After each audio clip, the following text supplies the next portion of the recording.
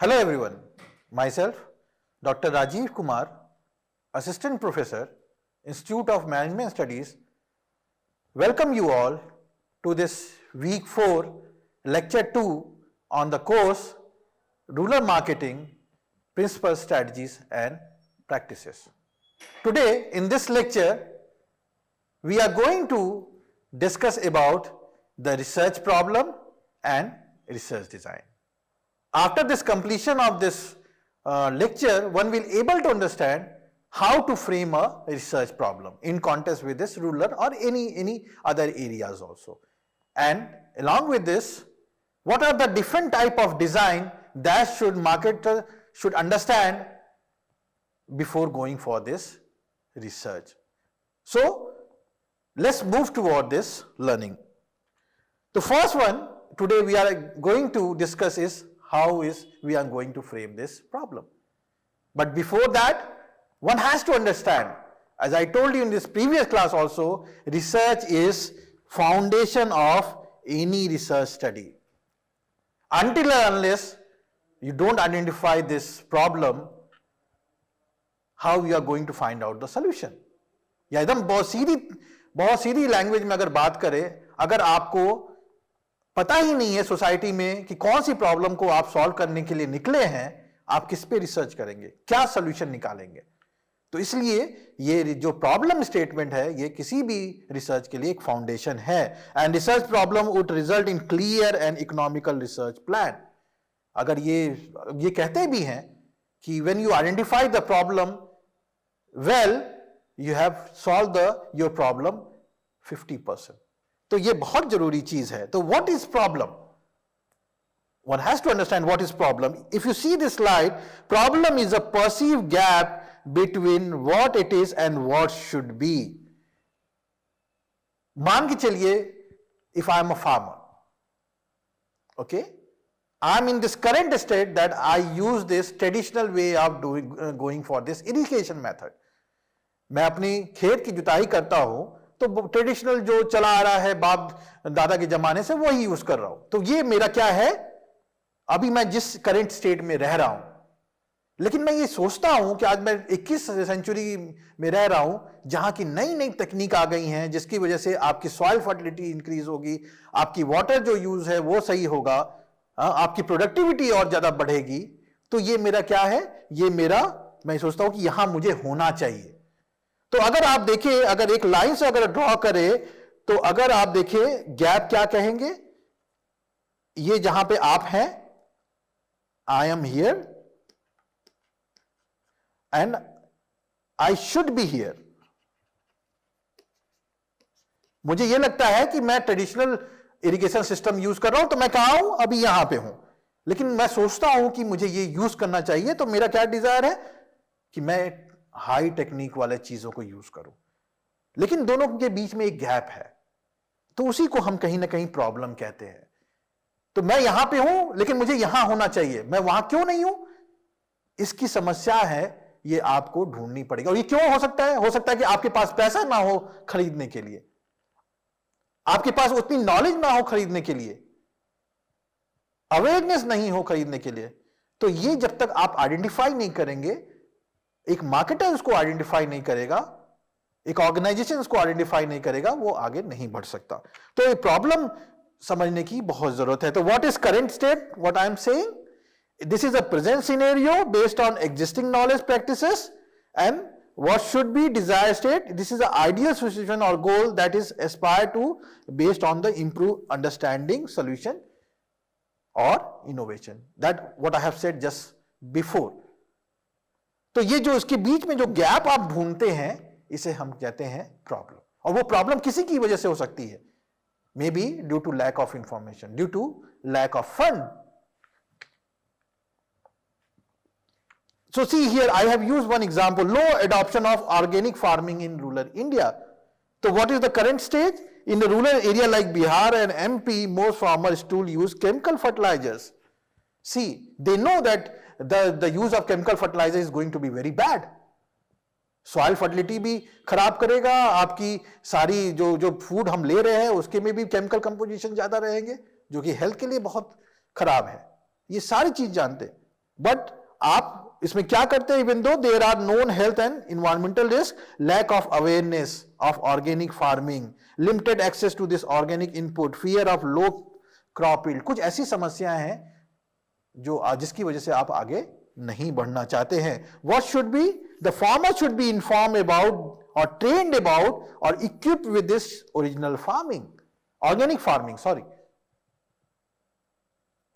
तो जो वो केमिकल जो यूज कर रहा है उसको ना यूज करके ऑर्गेनिक फार्मिंग के बारे में उनको बताया जाए, उनको अवेयर किया जाए, उनको ट्रेन किया जाए, ये उसका क्या हो जाएगा? उसका डिजायर स्टेज हो जाएगा. और ये जो गैप है कि वो क्यों नहीं यूज कर पा रहा है, क्योंकि उसको अवेयरनेस नहीं थी, उसको ये डर था कि मेरी क्रॉप प्रोडक्टिविटी कम होगी, इसकी वजह से वो ऑर्गेनिक फार्मिंग की तरफ नहीं जा पा रहा. There is a gap in knowledge, resource and support system for rural farmer to switch to those organic practices. So first and all, one has to identify the problem. The next thing is we are going to discuss is what is should be the consideration in selecting this research problem. If you see this slide, there should be interest.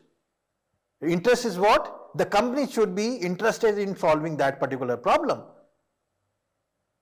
तो ये आपके interest का होना चाहिए. Magnitude, magnitude मतलब ना बहुत बड़ा ना बहुत छोटा. आपको यह समझना पड़ेगा कि हमें कितना पैर पसारना है, जिसे कहते हैं, कितना हम प्रॉब्लम सॉल्व कर सकते हैं. ज्यादा बड़ी प्रॉब्लम ले रहे हैं और हम कैपेबल ही नहीं है, हमारे पास फंड नहीं है, हमारे पास लोग नहीं है इसको सॉल्व करने के लिए, तो वो प्रॉब्लम लेनी नहीं चाहिए. तीसरा है मेजरमेंट. जो आप प्रॉब्लम ले रहे हैं उसको हम मेजर कर सके. मेजर कैसे करेंगे? आप उसके ऊपर क्वेश्चंस बना के उसको रिस्पोंडेंट के थ्रू डेटा कलेक्ट करके कि क्या क्या प्रॉब्लम आ रही है, क्यों प्रॉब्लम आ रही है, क्या इसके बारे में आप अवेयर हैं, तो उसको हम किसी मेजर कर सकते हैं. तो वो होना चाहिए. लेवल ऑफ एक्सपर्टीज, उस फील्ड में जहां आप प्रॉब्लम जो सॉल्व करने की कोशिश कर रहे हैं उसके लिए आपको एक एक्सपर्ट जरूर होना चाहिए. हर एक फील्ड से एग्रीकल्चर एक्सपर्ट हो सकता है, उस सब्जेक्ट का नॉलेज रख सकता है, तो वो जरूर होना चाहिए. रेलिवेंस होना चाहिए. प्रॉब्लम ऐसी लीजिए जो सोसाइटी में रेलिवेंट फील कर रहे हैं. हाइपोथेटिकल प्रॉब्लम नहीं होनी चाहिए. बिना सोचे समझे कोई भी चीज ऐसी नहीं रखनी चाहिए. वो देखिए कि समाज में वो प्रॉब्लम परसिस्ट कर रही है कि नहीं कर रही. सबसे बहुत बड़ी बात छठवां, अवेलेबिलिटी ऑफ डेटा. अगर आप उसको क्वांटिटेटिव डेटा में मेजर कर रहे हैं जहां पे नंबर्स इन्वॉल्व होते हैं, उस सेक्टर में आप काम करें जहां पे आपको डेटा मिलने की जो जरिया है वो बहुत आसानी से आप पे हो जाए. अब मैं ऐसी प्रॉब्लम ले रहा हूं जिसके ऊपर मुझे डेटा ही नहीं मिल पा रहा, तो मैं कैसे रिसर्च करूंगा? तो यह भी ध्यान में रखने की जरूरत है कि आपकी अवेलेबिलिटी ऑफ डेटा है कि नहीं. और सबसे लास्ट में ethical issues. The very important thing in this research is your ethics, your values, your sincerity. आप कोई झूठ तो काम नहीं कर रहे, आप कोई गलत तो इंफॉर्मेशन पास नहीं कर रहे, क्योंकि उसकी वजह से सोसाइटी पूरी हार्म होगी. अगर आपने कुछ गलत डिसीजन दिया और वो गलत डिसीजन सोसाइटी में इंप्लीमेंट हुआ, तो इसका समझ लीजिए मतलब कि वो सोसाइटी पूरी हार्म होने वाली है. तो ये एथिकल इश्यूज बहुत इंपॉर्टेंट है जो आपके रिसर्च में जरूरी है. तीसरी चीज जो आपके इसमें आ रही है वो फॉर्मुलेशन ऑफ रिसर्च प्रॉब्लम. अब आप देखिए, मैंने बोला कि प्रॉब्लम क्या होती है और उस प्रॉब्लम को बनाने के लिए आपको क्या क्या स्टेप्स फॉलो करने चाहिए. तो देखिए यहां में मैं 7 स्टेप्स रखे हैं. पहला स्टेप है identify the broad field and the area interest to you. For example say I have taken a management area. ये देखिए मैंने मैनेजमेंट लिया, प्रबंधन. अब प्रबंधन जो है वो बहुत ब्रॉड एरिया है, इसके अंदर बहुत सारी चीजें आती हैं. मैं आपको बताऊं, दिस इज ब्रॉड. इसके अंदर आपकी आती है फाइनेंस, मार्केटिंग, आपकी ऑपरेशंस, एचआर, ये सब आपके सब कैटेगरीज है. तो आपको पहले ये चूज करना पड़ेगा कि आप किस फील्ड में रिसर्च करना चाहते हैं. मान के चलिए प्रबंधन में या एग्रीकल्चर में, तो उसके अंदर आपको झांक के देखना पड़ेगा, क्योंकि एक साथ सभी सब समस्याओं को समाधान करना ये बहुत अच्छी चीज नहीं है. आपको एक एक समझना पड़ेगा, छोटा छोटा चीज लेके सॉल्व करना पड़ेगा, तभी वो 100% सॉल्व होगी. तो dissect the broad area into sub areas as I have done here. if I am doing research in management, I have identified that in management I am going to do research in marketing. See, marketing again is a broad area. Under marketing, I have decided I will work on this consumer behavior. See, now again I narrowed out my area to consumer behavior. So we have to identify what are the sub areas. And under this, the third step that is going to involve is identify the most interested area that is related to you. If I am a researcher, I have categorized this management, then again marketing, then again consumer behavior, that is I am interested in. So I have to follow this third steps. Fourth step, you have to raise question. Raise question means you have to ask that question. For that you are going to solve the problem. For example, say I have decided to find out what are the important factors that is generally looked after by the farmers while purchasing a tractor. अब ये समझिए कि मैंने एक research area लिया कि कौन कौन से ऐसे जो पैरामीटर हैं या फैक्टर्स हैं जो किसान को अफेक्ट करते हैं उनके ट्रैक्टर बाइंग में. मैंने एग्जांपल ले लिया. अब मैं ये क्वेश्चन पूछ रहा हूं. I have raised one question कि what are the factors that leads to this purchasing decision in the category with this tractor. तो ये आपको एक रिसर्च क्वेश्चन पूछना पड़ेगा अपने रिसर्च को आगे बढ़ाने के लिए. फिर formulate the objective. See, I have asked question. क्या क्वेश्चन मैंने पूछा? What are the factors influencing this purchasing behaviour in context with this tractor buying. मैंने ऑब्जेक्टिव बनाया to identify the various factors leading to this purchasing decision in this tractor. ये मेरा objective हो गया. I have framed one objective. Access your objective. What do you mean by this access your objective? Means check 2 times, 3 times, 4 times. As I told you in this previous, thus availability of data become very important. क्या इस पे हमें data मिल जाएगा आसानी से कि नहीं मिलेगा? कोई ऐसा डेटा तो हम नहीं ले रहे जहां से मुझे डेटा ही ना मिल पाए. हमें ऐसे मिनिस्ट्री से डेटा लेना पड़ेगा तो ये सबके लिए संभव नहीं है. या एग्रीकल्चर किसी डेयरी ऑर्गेनाइजेशन से लेना पड़े तो हमें ये संभव नहीं है अगर हमारी वहां तक पहुंचना हो या हमारा वहां तक कोई कैसे चैनल ना हो. तो हमें ऐसा ही चीज ऑब्जेक्टिव लीजिए जो हम उसको सॉल्व कर सके. Assess your objective, then double check it. Repeat and repeat, double check it whether this is feasible or not in terms of time. See, in terms of time, in terms of money, in terms of resources. हम कोई resource करते हैं. Resource मतलब हमारे इर्द गिर्द हमारे पास employ है कि नहीं उसको सॉल्व करने के लिए, हमारे पास इतना पैसा है कि नहीं उसको सॉल्व करने के लिए, हमारे पास उतना टाइम है कि नहीं उसको सॉल्व करने के लिए. ये सब आपको देखना पड़ेगा. अगर ये नहीं देखते हैं तो आप अच्छा प्रॉब्लम नहीं फ्रेम कर पाएंगे. तो इसलिए हर एक चीज को यहां पे आइडेंटिफाई करना होगा. Identify broad field. जैसे मैंने बताया आपको, if you are studying marketing, I have interested in this consumer behaviour, customer satisfaction में मैंने ले लिया पहली चीज. आप देखिएगा. Second, I have dissected this broad area into sub areas. Profile of satisfied customer, what are the incident of customer satisfaction. अगर मैं बोलूं कोई किसान जो है वो सेटिस्फाई कैसे होता है, कोई एक प्रोडक्ट ले रहा है तो उसको कब संतुष्टि मिलती है, मैं उसके पैरामीटर आइडेंटिफाई करने की कोशिश कर रहा हूं. And the effect of customer satisfaction on outcomes, measurement of customer satisfaction, ये सारे मैंने अपनी ब्रॉड एरिया में ले लिया. हमको मैं किस में इंटरेस्टेड था? Select the one neither eligible non feasible to studies the sub areas. कोई एक एरिया उठाइए. मैंने उठाया इंसिडेंट ऑफ कस्टमर सेटिस्फैक्शन. उस पर मैंने क्वेश्चन पूछा, what is the effect of customer expectation on customer satisfaction. सोचिए उसकी एक्सपेक्टेशन क्या है. What is the effect of service quality on satisfaction and what is the effect of word of mouth. आपके दूसरे के कहने पे कितना इफेक्ट होता है, ये क्या है, ये आपने क्वेश्चंस पूछे.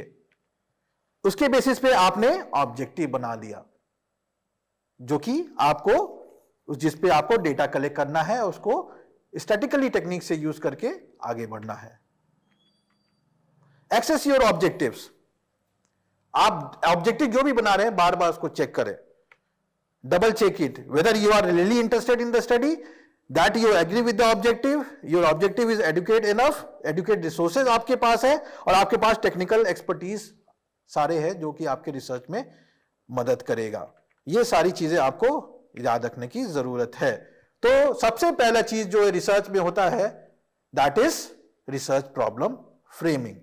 तो formulating a research problem is going to be the first step in this conducting the meaningful research. This is the first lesson that a marketer should understand, that the organization should understand. Second, today we are going to discuss in this class is research design. After framing this problem, after framing this objective, we are going to identify the research design.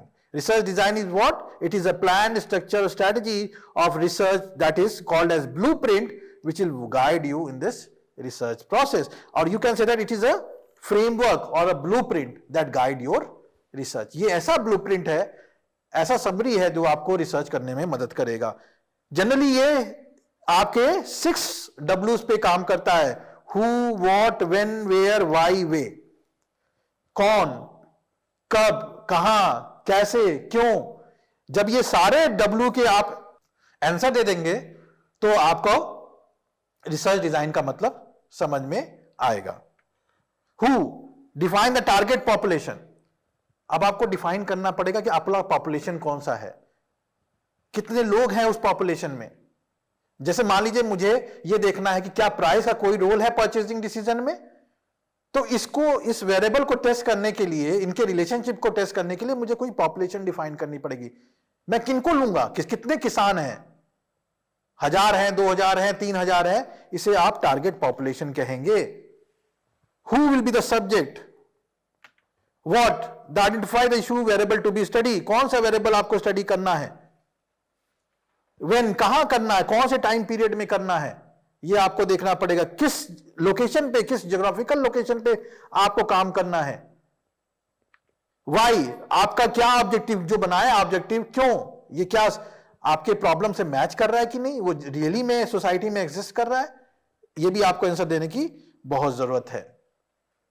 तो समझिएगा, अगर when we talk about this research design, basically there are 3 types. The first one is exploratory, second one is descriptive and third one is causal. Exploratory, as a name suggest, means you are doing on the particular topic, on the particular subject that you are going to build. What is that? It is used to explore and get the insight of the general research problem. मैंने ये बताया कि आपको ये देख रहे हैं कि क्या प्राइस की वजह से ट्रैक्टर की बिक्री में कोई असर पड़ता है, ये मेरा एक प्रॉब्लम है। मैं अब इस पे क्या करूंगा, एक्सप्लोरेशन करूंगा। एक्सप्लोरेशन कैसे करूंगा, इसको मैं लिटरेचर रिव्यू करूंगा। लिटरेचर रिव्यू मतलब मैं पूरी जितनी भी डेटाबेस है प्राइसिंग और इसके सेल्स के रिलेटेड ट्रैक्टर के कॉन्टेक्स्ट में, मैं सारे डेटा जो है सेकेंडरी डेटा उसको पढ़ूंगा, उसको सर्च करूंगा अपने बैकग्राउंड में।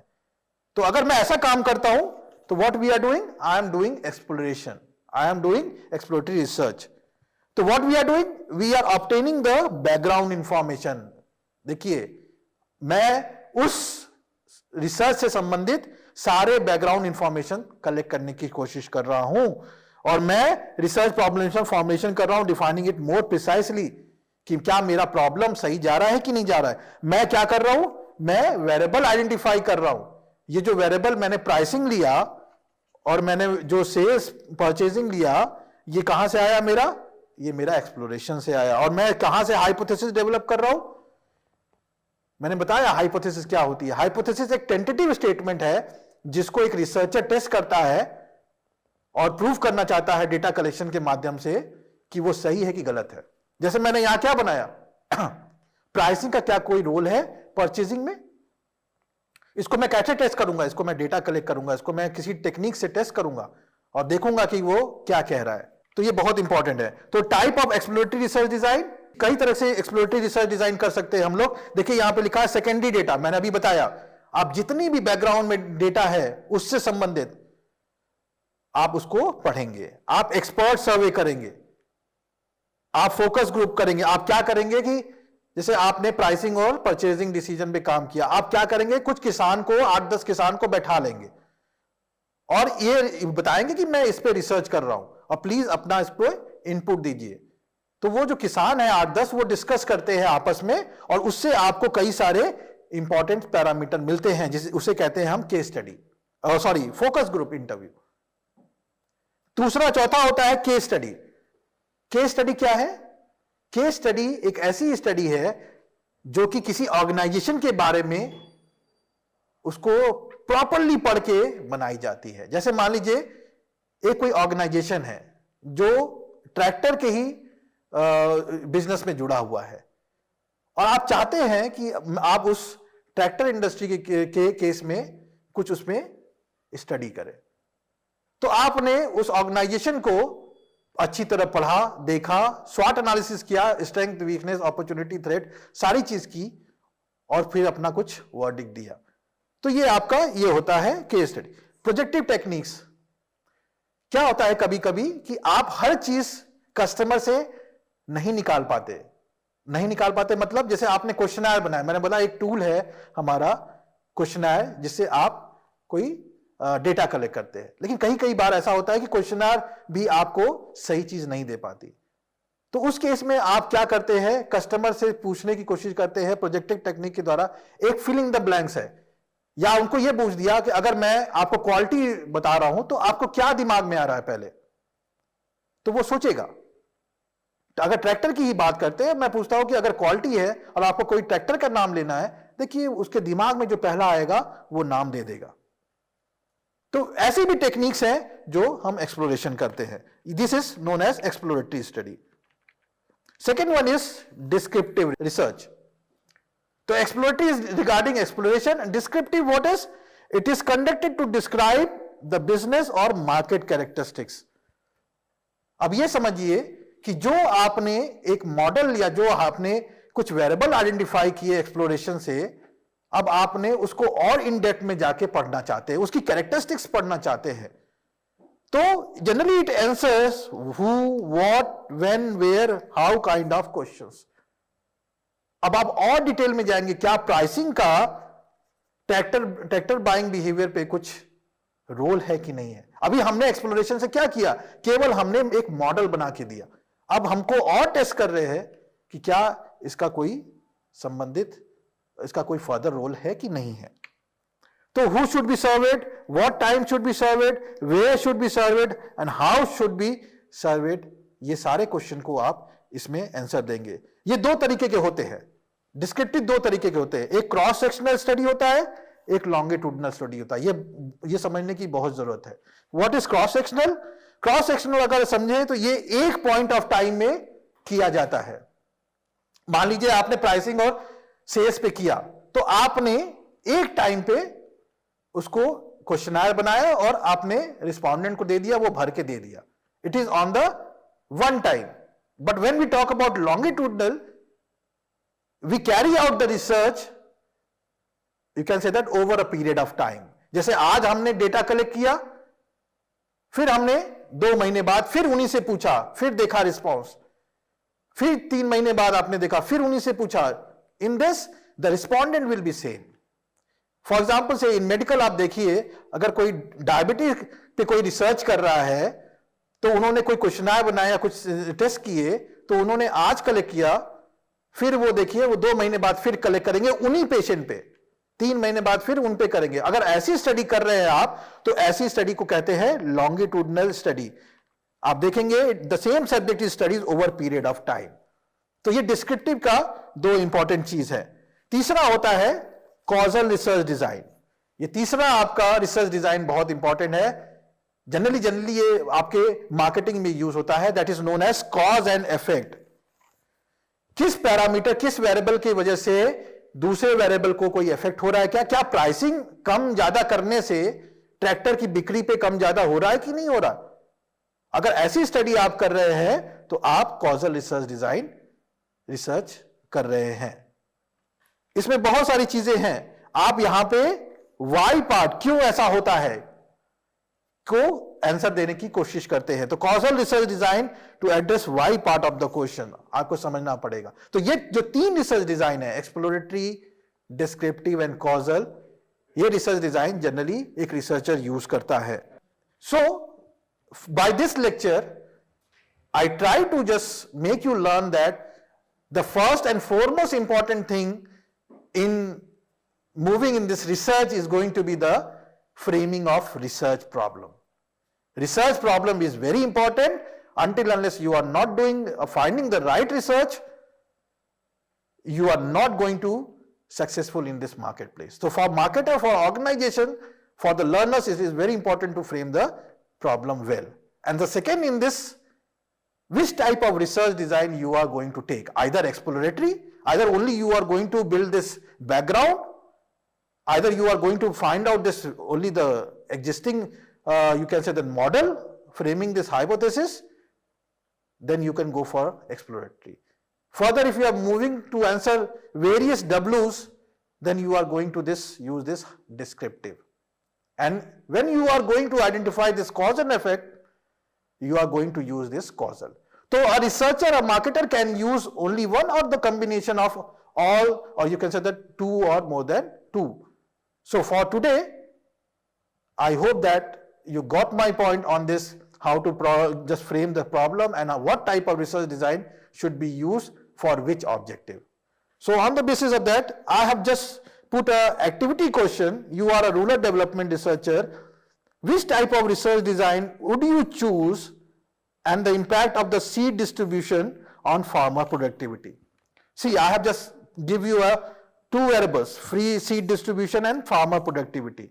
So what type of research design you are going to frame, go through this and make you can say that learning. With this, I hope that you got my point. Thank you.